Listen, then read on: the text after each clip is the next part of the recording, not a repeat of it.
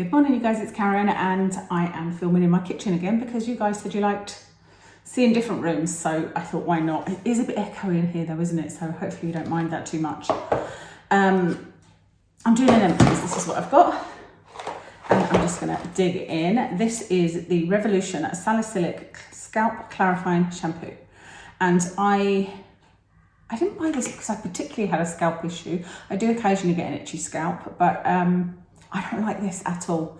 Not only does it not do anything for me, as in it hasn't stopped the itching, it's just not pleasant to use. It's one that like barely foams up. You can use as much as you want, and it doesn't, when it rinses out, it doesn't feel like you've washed your hair, so that's a definite no for me. This is the Belly No Rinse Micellar Water. Doesn't look like this exists anymore, so I will have to just continue using my Superdrug Be Pure Micellar Water. This is the Geek and Gorgeous A-Game. This is the Retinal. This is something I would definitely repurchase. I really like Retinal as an ingredient. It's the only retinoid that doesn't seem to irritate my skin at all. So yeah, I do love that, and I would repurchase that. This is the Inky List 10% Urea Moisturiser. This was another winner actually. This was one that combined with a serum, actually not just combined with, even on its own, was really good at hydrating my neck. My neck is one of those places that I can put a moisturiser on and then a few hours later think, God, why does my neck feel so dry? And I would keep moisturising it throughout the day and it was constantly dry. But when I put this one on, it seemed to stay moisturised, and actually it still feels moisturised now, and I'm not even using this, but I feel like I did something good that's lasting a bit longer, with this. So I would repurchase it, but I've currently got the Altruist Urea, and it is a big bottle because I think it's for the body as well. So we'll see how I get on with that. This is the Elta MD SPF 44. This one is tinted, and I'm currently going off tinted ones. It's always the same. I love a tinted one on my face, but I'll use it on my neck, and then at some point or another I'll get a mark on my clothes and think, you know what, I don't want to use a tinted one on my neck, and so I also don't want to have to put a tinted one on my face and a non-tinted one on my neck, so I end up going off them. But other than that, it was really good, but you can't get this in the UK. I think I had to get this from the USA, so not easy to get a hold of.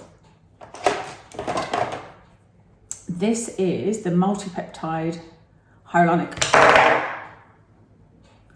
Next is the Multi-Peptide Plus Hyaluronic Acid Serum by The Ordinary. This is what used to be called Buffet, and they've just renamed it, but it's the same formula, and I did really enjoy this, but I will probably now buy the Matrixyl. That one was my favourite one, just the way it felt on the skin, and I liked that it was really quite concentrated in one peptide.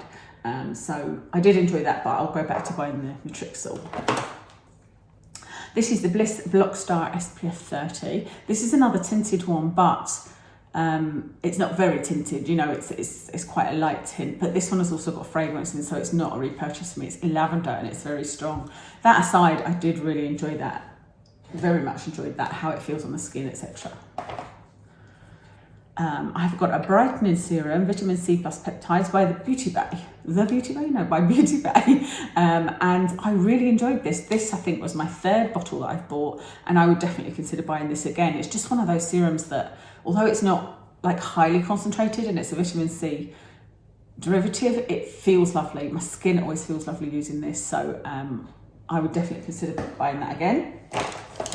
These two I'll do together because I was really interested to see the difference between these. They're both Geek and Gorgeous.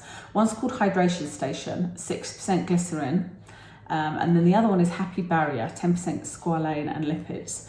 And so one is supposed to be like a light moisturiser and one a richer one, but I've used both of them and they both feel identical to me. I couldn't feel any difference in the hydration levels of my skin. I thought the lighter one might make my skin feel tighter, but it didn't. They both were just okay. There was nothing amazing about either of these for me, and so they're not repurchases for me, unfortunately. This is the Iunik Beta Glucan Power Moisture Serum, and this combined with, there's literally nothing left in here, by the way. I used every last drop. This combined with the 10% urea was my kind of magic formula, if you like, when I was saying about how my neck was more moisturised. Oh, look at the difference in colour between my face and hand. That's because I self-tan my face and neck, but not the rest of my body most of the time. But yes, I do like this. I'm currently using the Real Bifida, I think it's called, by Iunik. So I'll see how I get on with that one and decide which one to order because I like both of them. But this one definitely works in terms of hydration. It was really, really good. I'm going to go for skincare first. This is the e.l.f. Skin. Oh yeah, I really enjoyed this. Sleeping Mask, Cannabis Sativa. I would buy this again. This was really nice as a night cream because it's really unusual. I think I remember thinking I'll leave some so that I can show them, yeah. So I don't know whether you can see, but it's got little blue beads in it. And then when you put it on, they just disappear. But it almost feels as if it's going to scratch, but it's not, you know, at all. It's just, they just completely disappear when you put it on. I don't know, there's something quite novel about using that. I was going to say, I don't believe it has any fragrance or any scent that I remember. No, nothing at all. But that was just a really nice, inexpensive night cream, you know, sleeping mask as they call it. So I would repurchase that for sure. This is the SOS H2O Hydrating Day Cream SPF 30. This is one I would definitely repurchase. It's just a really nice, silky, thin, feels a little bit like a gel cream. Day SPF, you know, this is a great one to use through the winter because it's an SPF 30, which is what I like to use. And yeah, I think I might actually repurchase this. I'm eager to repurchase it, I would say, because it was just the perfect one to be putting on in the morning. But I'm trying to use up everything I've got, so I will wait until then. But I think at the moment this is the winner, and I would definitely repurchase this. The final skincare item, this is a fail. This is the number 7 Menopause Skincare Firm and Bright Eye Concentrate. I haven't looked at any other reviews, so I don't know if anybody else has had the same experience as me, but the number one problem was that these rollerballs at the end actually hurt. Even on my hand there, I can feel how uncomfortable it is. It's just, it actually feels like jaggy.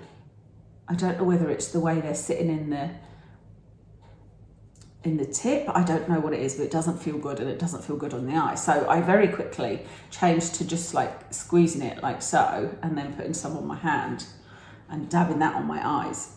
But even that caused me problems because it makes my eyes, it's very, very thick. It feels like a balm. It doesn't have a scent. I don't believe it's got fragrance in it. It feels lovely going on. It feels really, really nice, but my eyes would be misty and I couldn't see anything. You know, I'd be sitting watching TV and thinking, oh, I'm gonna have to like use some micellar water and try and get some of this off my eyes. And so every night I was using this. I'd started off like putting it right over my eyelid and right up underneath. I'd be getting further and further away from my eye to see if I could stop it like making my eyes all misty.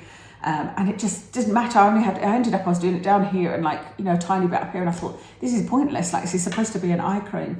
As soon as I stopped using it, the mistiness went away. I tried again and it came back again. So this is just an absolute fail for me. I don't know why it does that for me. I don't know whether it does it for anybody else. Like I said, I haven't looked at reviews, and it's a shame because it did feel really nice and I did like the mix of ingredients in here, but yeah, that's a fail for me.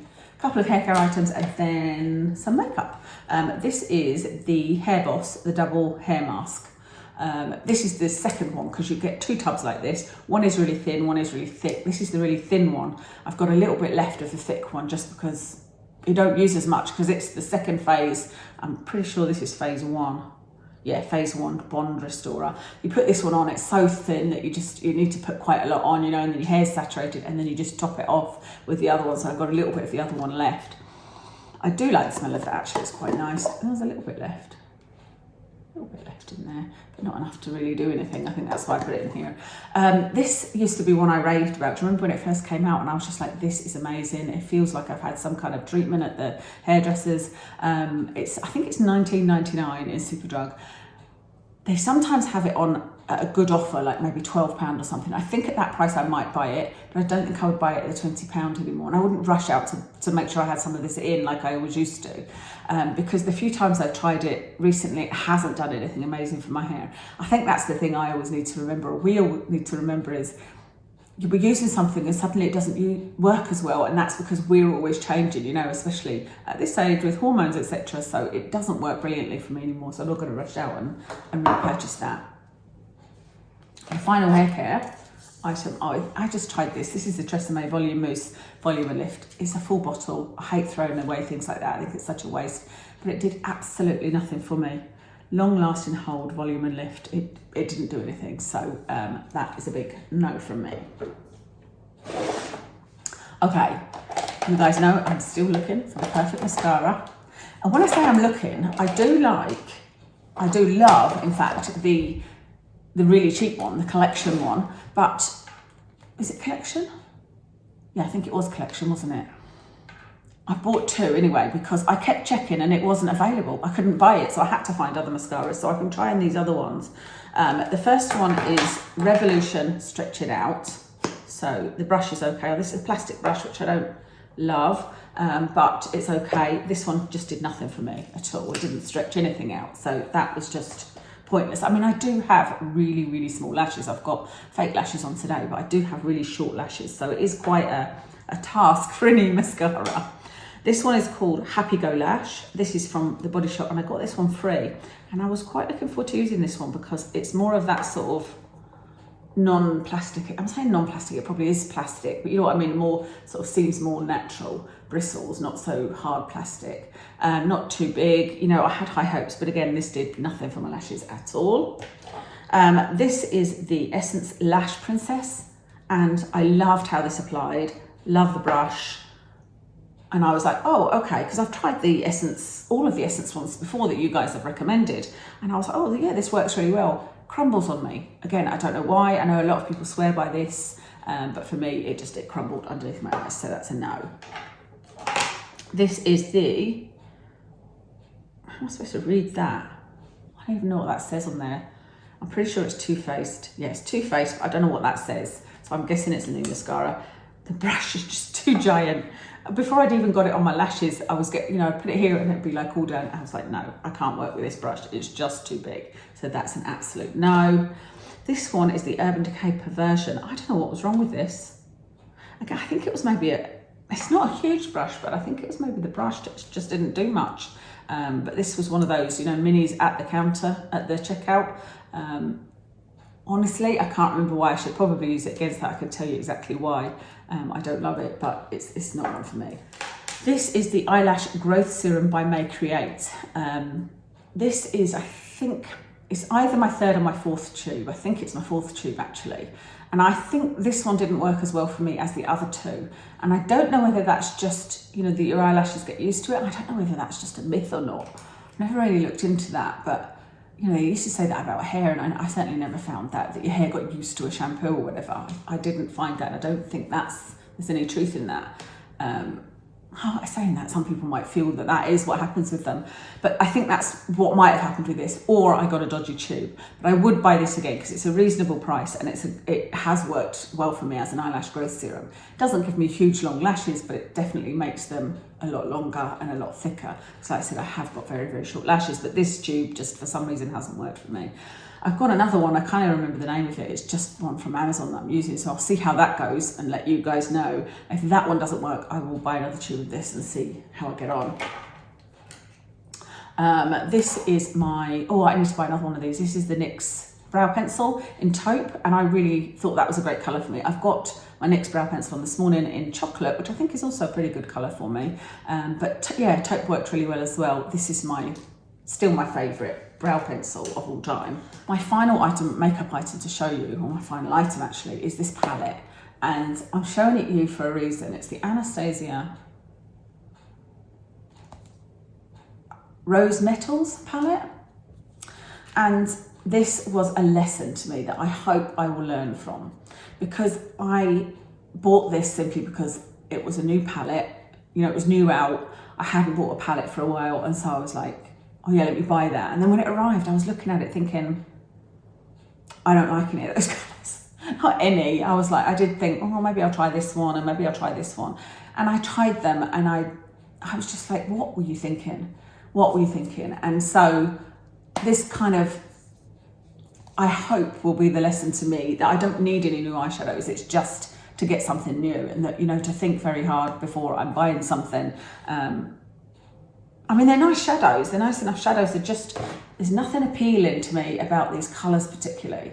And like I say, I think it was more about it being new. And I've definitely got a lot of things, like the ones that I do like the coppery colour, I've got colours like that.